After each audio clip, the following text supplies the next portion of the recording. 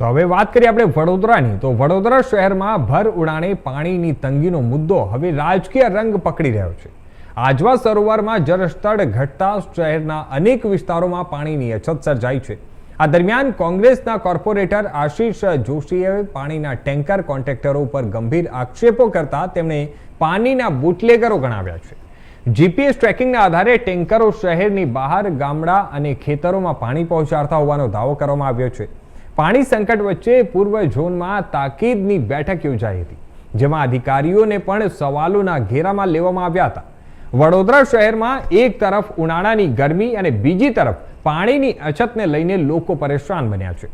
આજવા સરોવરમાં પાણીનું જળસ્તર સતત ઘટી રહ્યું હોવાથી હવે નર્મદાનું પાણી સરોવરમાં ઠાલવવાની ફરજ પડી રહી છે, જ્યારે શહેરના પૂર્વ વિસ્તાર સહિત અનેક વિસ્તારોમાં પાણીની સમસ્યા ગંભીર બની જતા વડોદરા મહાનગરપાલિકા દ્વારા પૂર્વ ઝોનમાં તાકીદની બેઠક બોલાવવામાં આવી હતી। આ બેઠક દરમિયાન કોંગ્રેસના કોર્પોરેટર આશીષ જોશીએ પાણી પુરવઠા વ્યવસ્થાને લઈને અનેક ગંભીર સવાલ ઉઠાવ્યા હતા।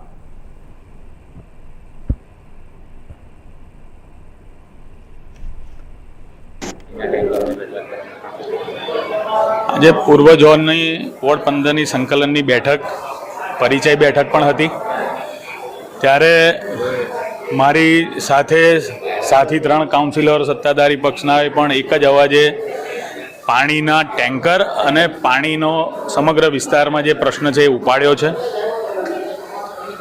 આ શહેરની અંદર પૂર્વ વિસ્તાર જાણે અડખામણો હોય એ પ્રમાણે પાછલા 5 વર્ષમાં પાછલી બોર્ડના સત્તાધારી પક્ષના નેતાઓ અને અધિકારીઓ જે પ્રમાણે વેલજી રત્ના સોરઠિયાને સાચવીને હજુ સુધી નવી પાણીની લાઈન આજવાથી નિમેટા તો આવી, પણ નિમેટાથી સરદાર એસ્ટેટ સુધી નથી લાવી શક્યા।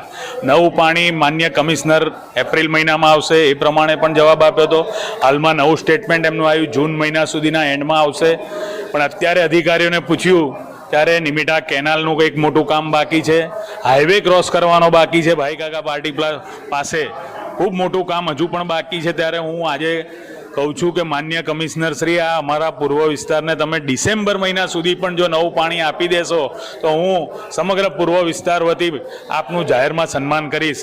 કારણ કે જે પ્રમાણે અધિકારીઓ અને કોન્ટ્રાક્ટરો વચ્ચે સંકલન નથી, સંકલનના અભાવે આપને ખોટી માહિતી આપવામાં આવી રહી છે।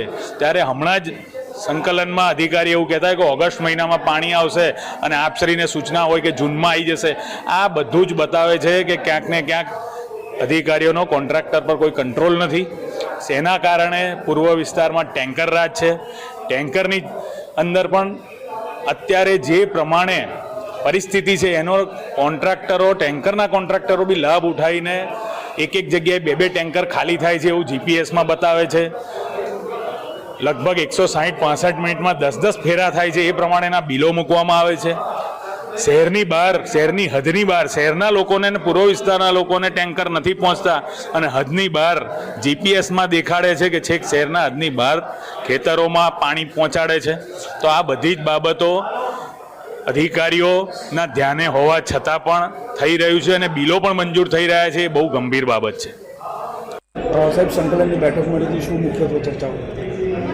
જે વોર્ડ પૂર્વ વિસ્તારમાં પાણી વોર્ડ નંબર 15માં વિવિધ મુદ્દાઓ બાબતે આજે મિટિંગ કરવામાં આવેલી હતી।